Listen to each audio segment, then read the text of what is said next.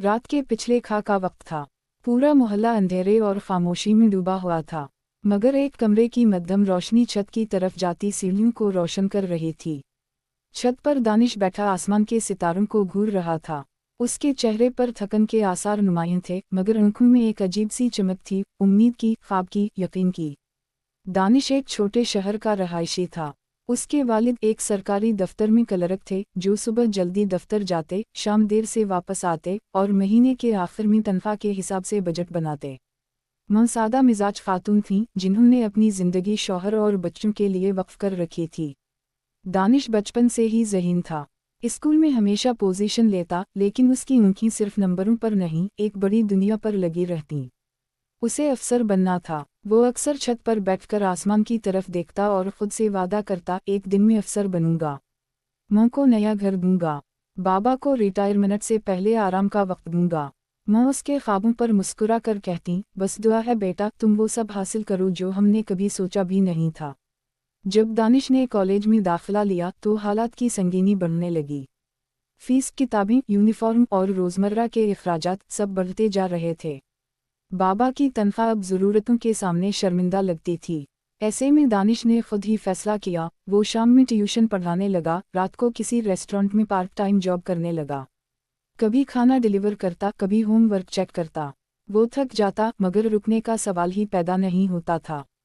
कई बार उसके पाँव सूज जाते, नींद की कमी से आंखें जलने लगतीं, लेकिन वो हर रात फिर छत पर आकर वही वादा दोहराता, बस कुछ दिन और। बाबा को शुगर और ब्लड प्रेशर की बीमारियां लाहक हो गईं। दवाएं महंगी, अस्पताल के चक्कर तवील और जिंदगी की रफ्तार और भी तेज हो गई।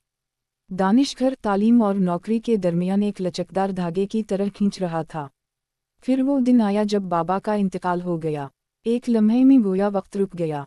मां का चेहरा सियाह चादर में छप गया और दानिश की आंखों से वो चमक जैसे छन गई। अब वो सिर्फ एक ख्वाब देखने वाला नौजवान नहीं था, बल्कि एक जिम्मेदारी का बोझ उठाए खामोश बालिग शख्स था। तालीम मुकम्मल करने के बाद उसने काउंसिल ऑफ स्टेटस एस और दीगर सरकारी इम्तिहानात दिए। दिन रात की मेहनत, बेशुमार कुर्बानियां, हर इम्तिहान में वो कामयाब होता, मगर इंटरव्यू के कमरे में जब सवाल आता, कोई रीफर, कोई ताल्लुक, तो उसकी खामोशी ही उसकी हार बन जाती। एक दिन वो एक दफ्तर में नौकरी की दरख्वास्त लिए गया। वहाँ मौजूद अफसर ने उसकी फाइल देखकर कहा, काबिलियत तुम में है, लेकिन सच पूछो तो यहाँ तुम जैसे कई आते हैं। सिर्फ मेहनत काफ़ी नहीं, कामयाबी उनको मिलती है जिनके पास रास्ता होता है। दानिश वो दिन खामोशी से गुजार कर वापस आ गया। वो रोया भी नहीं, शायद आंसू भी थक चुके थे। कई महीने गुजर गए। अब दानिश एक प्राइवेट स्कूल में पढ़ाता है। उसके हाथ में चाक है, किताबें हैं और दर्जनों बच्चे हैं जो उसे ऐसे देखते हैं जैसे वो उनके ख्वाबों का मुहाफिज हो। वो उन्हें न सिर्फ निसाब पढ़ाता है, बल्कि ज़िंदगी के उसूल भी। वो कहता है, ख्वाब सिर्फ बंद आँखों से ना देखो, खली आँखों से उन्हें हकीकत में लाने की तरकीब भी सीखो। जिंदगी आसान नहीं, लेकिन तुम्हें हारना नहीं है। एक दिन एक बच्चा उससे मासूमियत से पूछ बैठा, सर, क्या आपके सारे ख्वाब पूरे हो गए? दानिश एक लम्हे को खामोश हो गया। उसकी नज़रें क्लासरूम की खिड़की से बाहर कहीं दूर देखने लगी।